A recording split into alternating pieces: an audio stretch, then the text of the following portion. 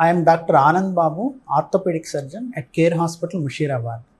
Today we will discuss about shoulder joint dislocation. So, in shoulder joint dislocation, people either have sports injuries or due to falls, they dislocate their shoulder, and the ball and socket joint in the shoulder is having a cup like structure and a round ball which sits in the cup. So this ball comes out of the cup because of the tear in the muscles and soft tissues around the shoulder.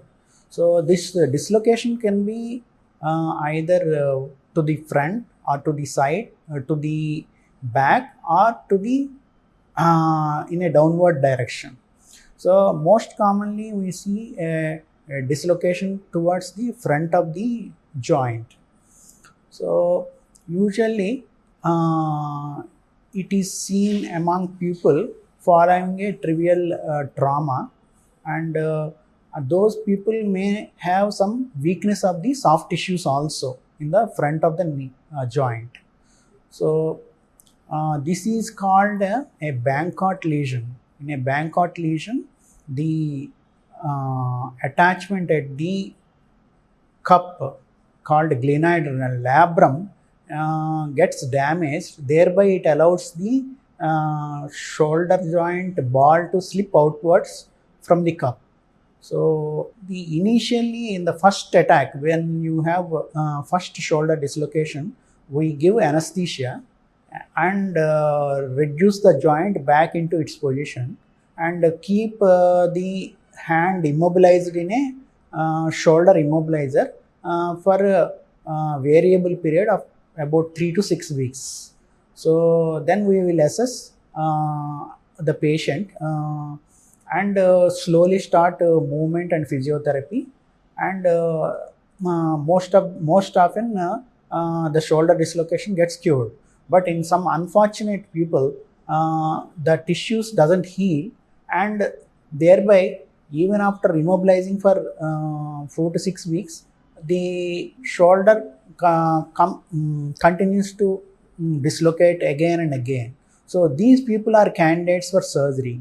So in the surgery, because nowadays there is an advance like a laparoscopic surgery. In orthopedics it's called arthroscopic surgery. We do with a small incisions, small keyhole incisions, and we put a camera inside and thereby visualize the joint, and the damage to the joint is also assessed, and repair the tissues with suture anchors. These suture anchors we deploy into the cup part, that the glenoid part, and the stitches are taken down into the torn tissues, and they are tied back to the original position on the glenoid cup. So, and after this surgery, patients will be immobilized for few days, and slowly movements will be started, and this is a minimally invasive form, and with a quick recovery, because there are no bigger incisions, people recover fast. And in some cases where there is a bone loss also, in addition to dislocation, we use a bony procedures like we put a bone chunk into the cup to deepen the cup, or to reduce the risk of redislocation after surgery. So these are the methods we employ for difficult cases which do not respond with conservative treatment without surgery.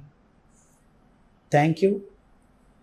Please visit Care Mushirabad if you have any queries about your shoulder problems.